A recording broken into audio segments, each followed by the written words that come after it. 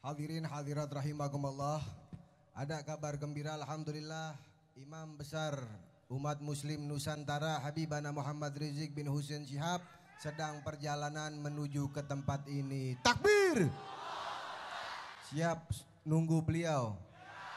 Kita dengarkan daripada tausiah yang selanjutnya dari pimpinan daripada Pondok Pesantren Tajul Alawiyin Al-Habib Bahar Ibn Ali bin Semit. Kepadanya fa'alaihi falyatafaddal maskura. Sallu ala Muhammad. Assalamualaikum warahmatullahi wabarakatuh. Bismillahirrahmanirrahim. Alhamdulillahil ahad. Wassalatu wassalam ala man fis sama ismuhu Ahmad wa fil ardi ismuhu Muhammad wa ala alihi wa sahbihi amma ba'd. Yang saya cintai, yang saya muliakan, para alim ulama, para habaib, para kiai, para asatid, para tokoh masyarakat, para aparat pemerintah, wabil khusus guru kita Al-Habib Alwi Al-Attas beserta seluruh para habaib, beserta seluruh hadirin hadirat, bapak-bapak, ibu-ibu, pemuda-pemudi umat baginda Nabi besar Muhammad yang selalu dimuliakan oleh Allah Subhanahu wa taala. Alhamdulillah, segala puji dan syukur kehadirat Allah yang dimana pada malam hari yang mulia ini, di tempat yang penuh dengan barakah ini, Allah Subhanahu wa taala menanamkan di dalam hati kalian yaitu ba'is. Apa itu ba'is? Ba'is adalah dorongan yang kuat, dorongan yang menggebu-gebu, dorongan yang mengguncangkan hati, yang menggelisahkan hati, yang mendorong sang pemilik hati untuk bersegera kembali kepada Allah Subhanahu wa taala. Ba'is mendorong kalian kembali kepada Allah dan mendorong kalian untuk berpaling dari dunia, berpaling dari kehinaan dunia, kejayaan dunia, kemakmuran dunia, kesenangan dunia, berpaling dari yang dimana kebanyakan manusia tertipu karenanya, kebanyakan manusia terlena karenanya, kebanyakan manusia mengumpulkannya, kebanyakan manusia memuaskan hawa nafsu syaitan karenanya, kebanyakan manusia mengenyangkan perut karenanya. Ba'is mendorong kalian kembali kepada Allah dan mendorong kalian berpaling dari dunia, sehingga ba'is itulah yang mendorong langkahan kaki kalian dari rumah menuju ke majlis yang mulia ini, sehingga langkahan kaki kalian dari rumah menuju ke majlis ini, disitulah Allah ampuni dosa-dosa kalian yang telah lalu. Dari tempat ini kalian pulang menuju ke rumah, disitu Allah ampuni dosa-dosa kalian yang akan datang, sebab duduknya kalian di sini mendapatkan keberkahan, mendapatkan keutamaan daripada maulid baginda agung Nabi besar Muhammad sallallahu alaihi wasallam. Kalian duduk di majlis ini bergembira dengan lahirnya Nabi Muhammad. Kalian bergembira, kalian berbahagia dengan lahirnya Nabi. Siapa yang perintahkan kalian duduk di sini bergembira, berbahagia dengan lahirnya Nabi? Yang suruh bukan ulama, bukan kiai, bukan habaib, bukan para salaf, bukan tabi'in, bukan para sahabat, bukan para ahlul bait, bukan para nabi, bukan para rasul, bukan juga para malaikat, tetapi yang perintahkan kalian untuk bergembira dengan lahirnya Nabi adalah Allah Subhanahu wa taala. Dalam Al-Quran Allah berfirman, Kul bifadlillah wa birahmati fabidzalika falyafrahu. Katakanlah, dengan karunia Allah dan dengan rahmat Allah, maka dengan karunia dan rahmat tersebut hendaklah mereka bergembira. Apa karunia Allah? Karunia Allah yang paling besar adalah Al-Quran. Menurut Al-Imam Abdullah bin Abbas, karunia Allah yang paling besar adalah ilmu. Al-Quran sumber daripada segala ilmu. Terus, siapa rahmat Allah dalam ayat tersebut? Para mufassirin fi kutubit tafsir al-masyhurat al-ma'rufat, para ahli tafsir dalam kitab-kitab tafsirnya, beliau menjelaskan siapa rahmat Allah dalam ayat tersebut. Dalam kitab tafsir Ibnu Katsir, dalam kitab tafsir Jami' al-Ahkam al-Imam Qurtubi, dalam kitab tafsir Jalalain al-Imam Jaluddin al-Mahalli dan al-Imam Jaluddin as-Suyuti, dalam kitab tafsir Jami'ul Bayan al-Imam Ibnu Jarir at-Tabari, dalam kitab tafsir Ma'alimut Tanzil al-Imam Baghawi, dalam kitab tafsir Anwarut Tanzil al-Imam Baydawi, dalam kitab tafsir Madarikut Tanzil al-Imam An-Nasafi, beliau menjelaskan rahmat Allah dalam ayat tersebut. Sebagaimana dalam ayat yang lain Allah berfirman, wa ma arsalnaka illa rahmatan lil alamin. Tidak aku utus kamu wahai Muhammad kecuali kamu rahmat bagi seluruh alam semesta. Maka dengan adanya Nabi Muhammad sebagai rahmat Allah, hendaklah mereka bergembira, hendaklah saya bergembira, hendaklah engkau bergembira, hendaklah mereka bergembira, hendaklah kalian bergembira dengan adanya baginda Nabi besar Muhammad.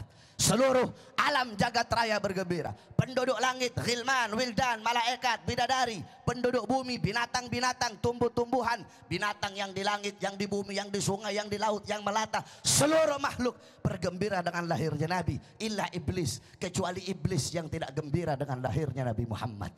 Ketika Nabi lahir, iblis teriak, iblis menjerit sekencang-kencangnya, iblis tidak rela, iblis tidak ridha dengan lahirnya Nabi. Kenapa? Karena Nabi Muhammad musuhnya iblis yang paling besar. Dalam riwayat, iblis, Nabi pernah nanya sama iblis, wahai iblis, siapa kamu punya musuh yang paling besar? Jawab iblis, anta ya Muhammad. Kamu wahai Muhammad, aku punya musuh yang paling besar.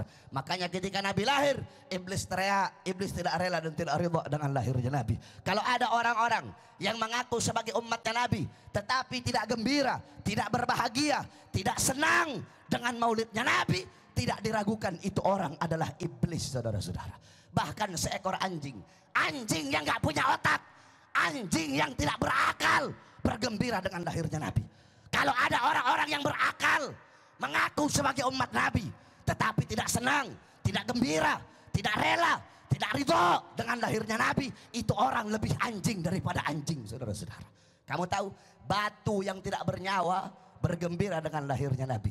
Kalau ada orang-orang bernyawa, berakal, mengaku sebagai umat Nabi, tidak senang, tidak gembira, tidak rela, tidak ridho dengan maulidnya Nabi, itu orang hajar fawqal hajar, batu di atas batu, la yahdiyahumullah. Mereka golongan-golongan yang tidak mendapatkan petunjuk dari Allah. Humul jahilun, mereka orang-orang yang bodoh.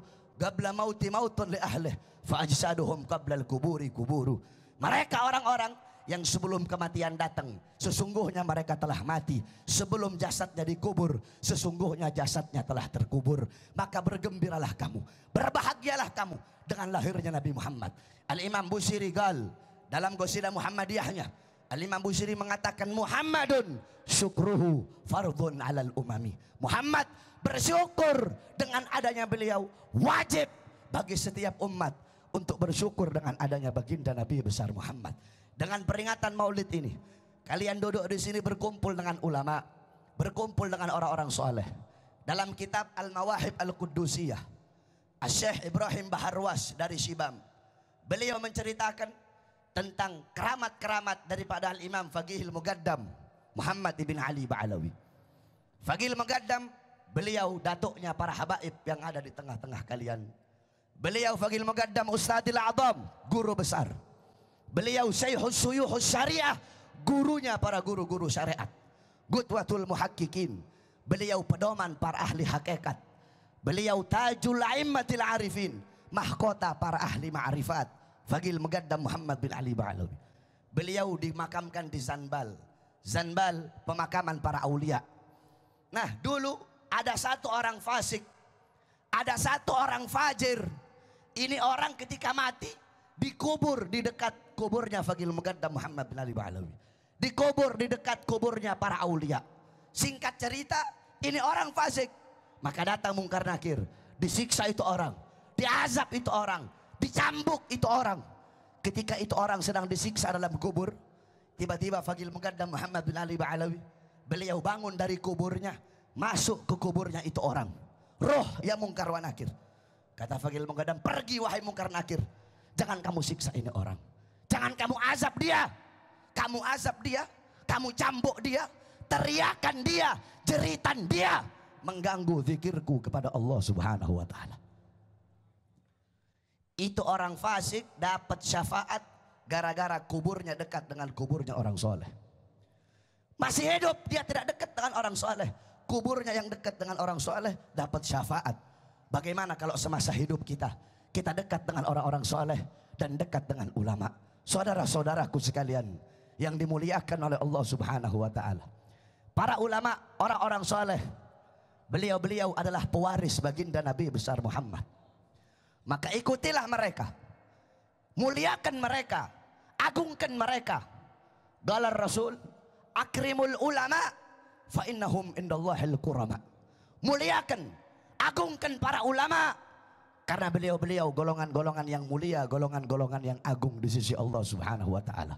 Siapa mereka-mereka? Qala Imam Habib Abdullah bin Alwi al-Haddad, hum ibadun kiramun atharallah rabbahum fa'atharahum.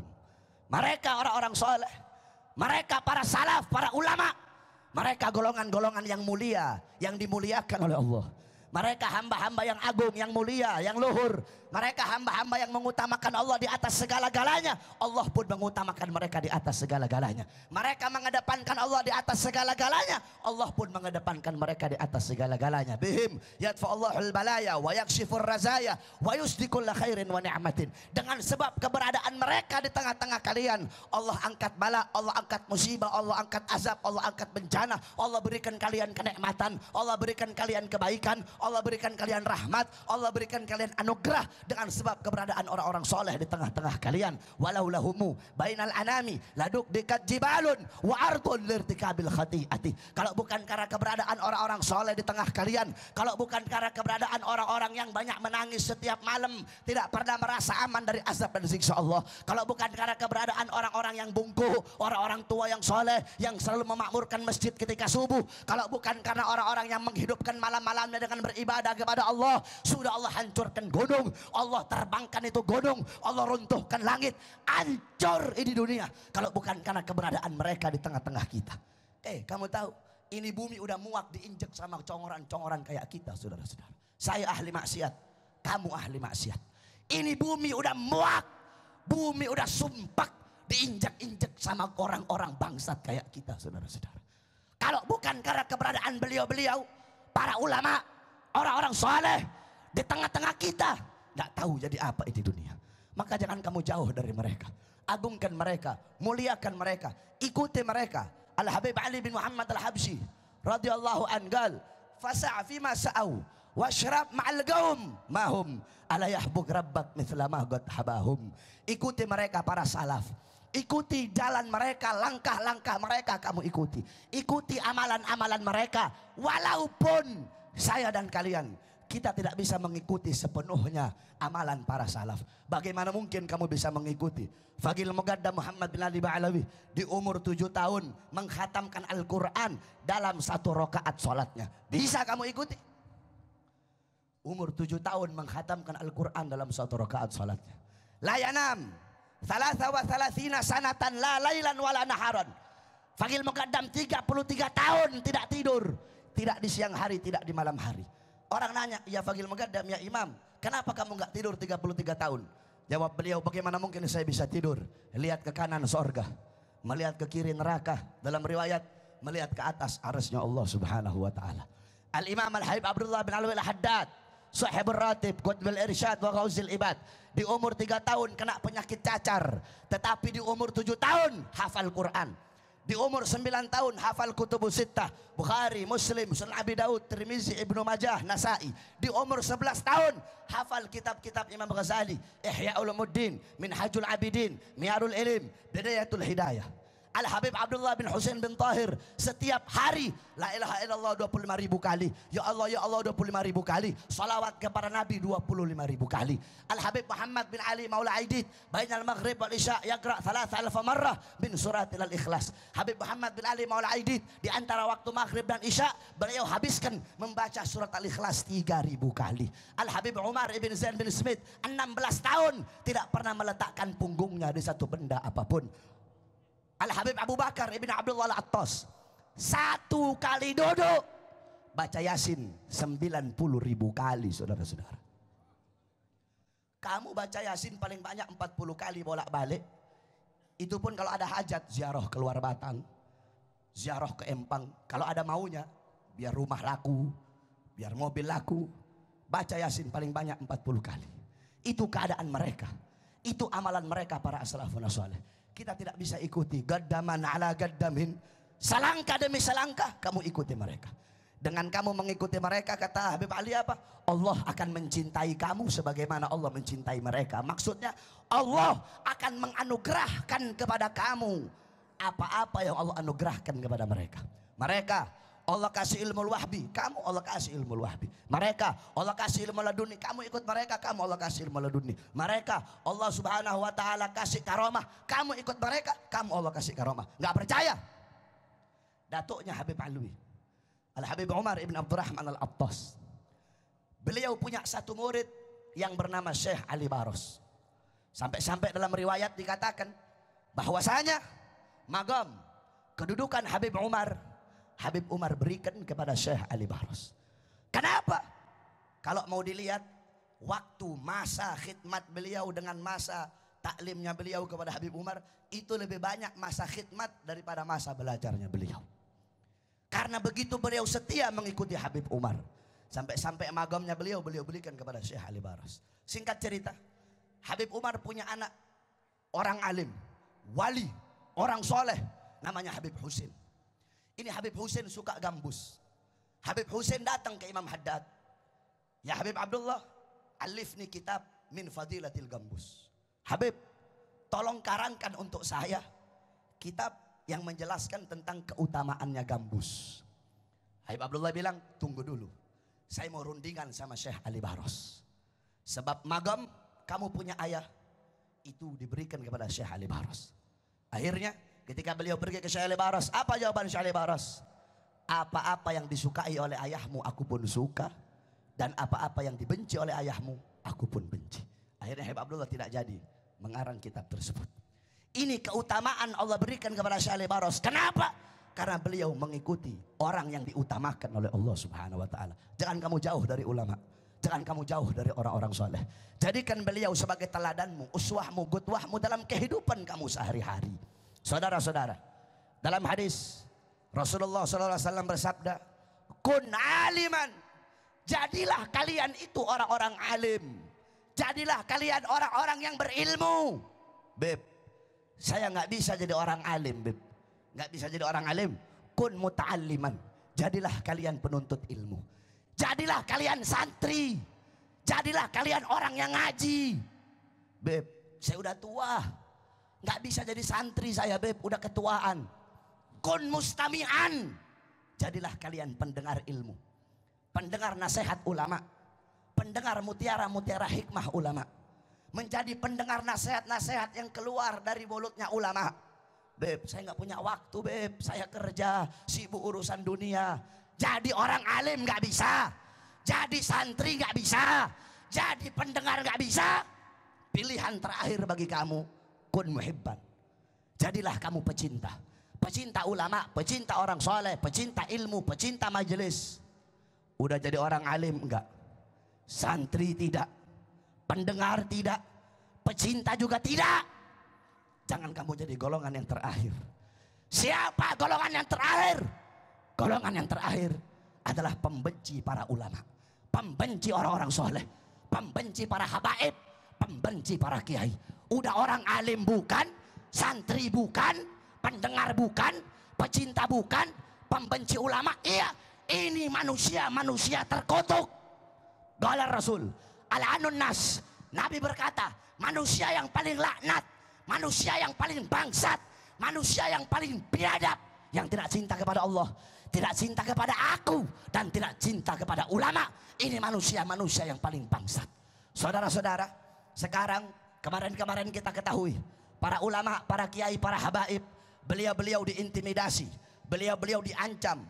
أهلا وسهلا بالحبيب، أهلا وسهلا بالحبيب، أهلا وسهلا بالحبيب، أهلا وسهلا بالحبيب، أهلا وسهلا بالحبيب، خير العناب العربي، خير العناب العربي.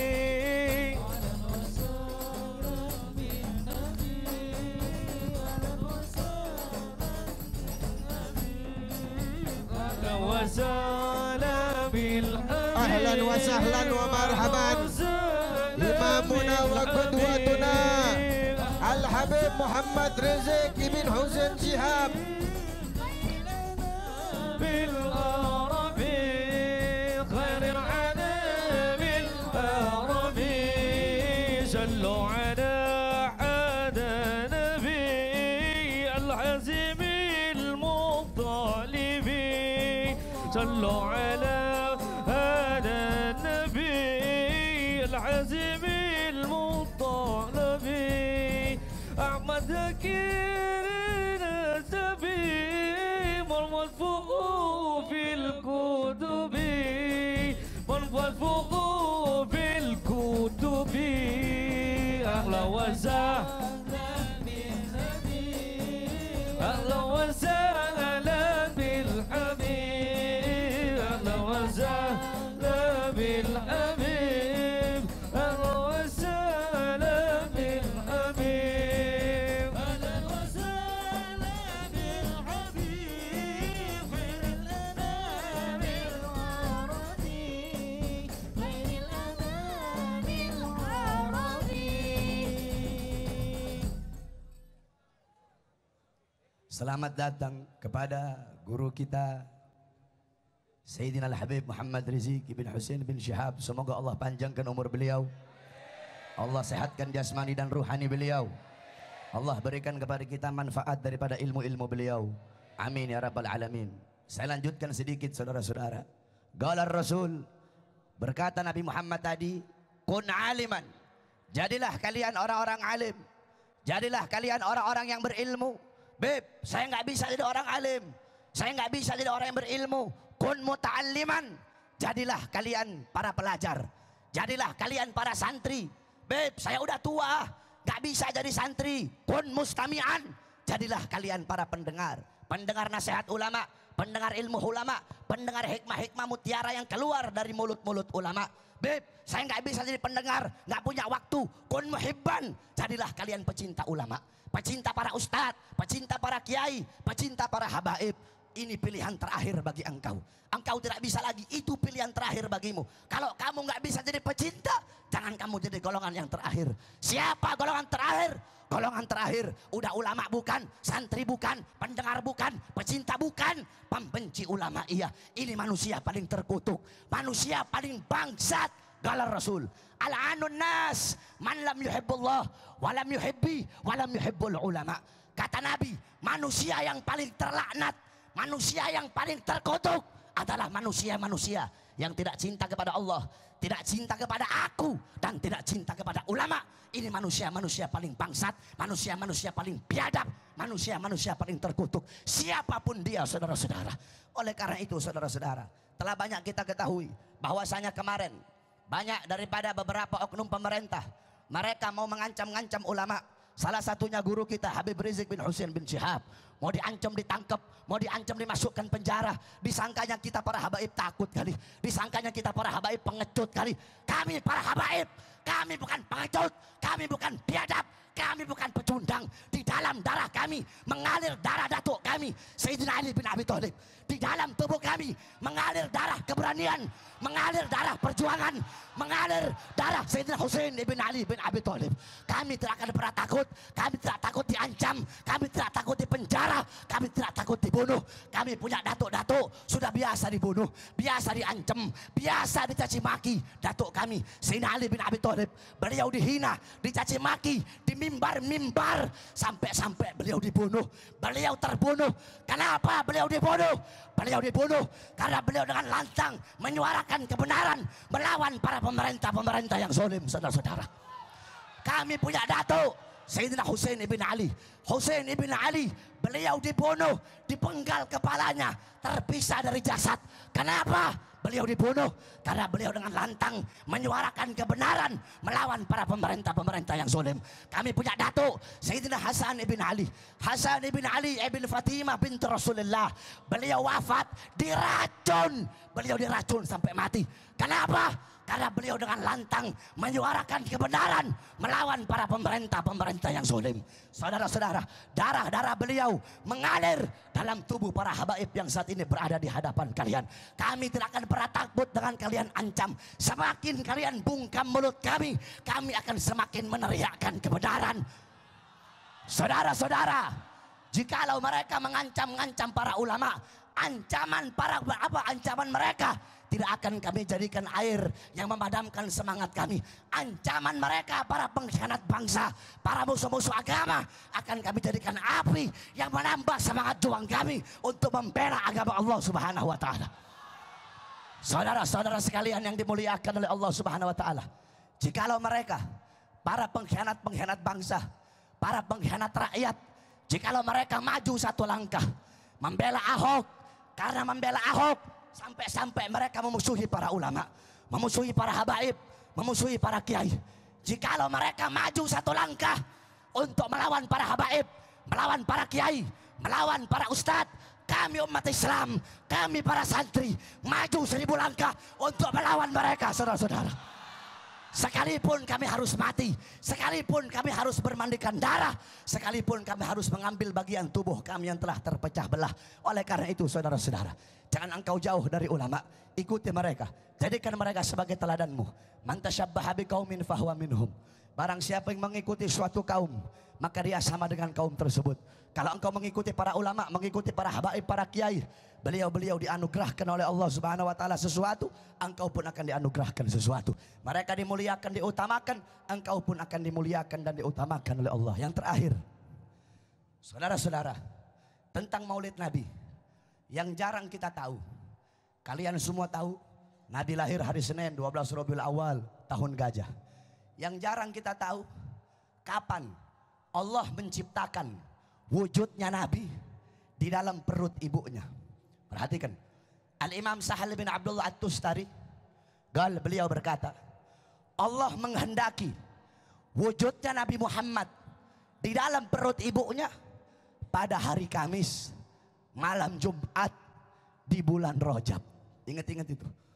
Allah ciptakan wujudnya Nabi dalam perut ibunya pada hari Kamis malam Jumat di bulan Rajab. Kita doakan guru-guru kita, khususnya Habib Rizik, semoga Allah berikan kemenangan bagi kita semua.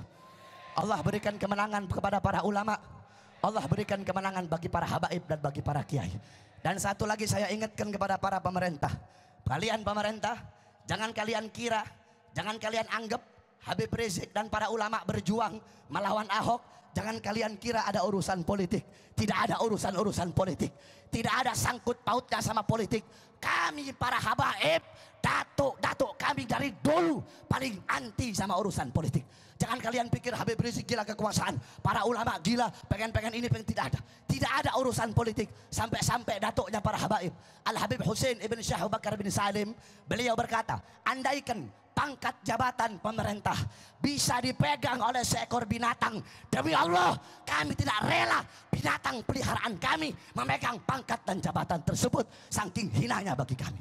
Oleh karena itu semoga Allah berikan kemenangan kepada beliau, Allah berikan kemenangan kepada seluruh para kiai, para habib yang berjuang di belakang beliau, dan Allah hancurkan musuh-musuh negara, Allah hancurkan musuh-muhuh agama. Amin ya rabbal alamin. Bismillah babuna, tabarak hidaduna, yasin sakfuna, kaf hayain suat kifayatuna, fasayakfikahumullah wa huwa samiul alim. Wa sallallahu alaihi wasallam Muhammad wa alihi washabbihi wa barik wasallam. Alhamdulillah rabbil alamin.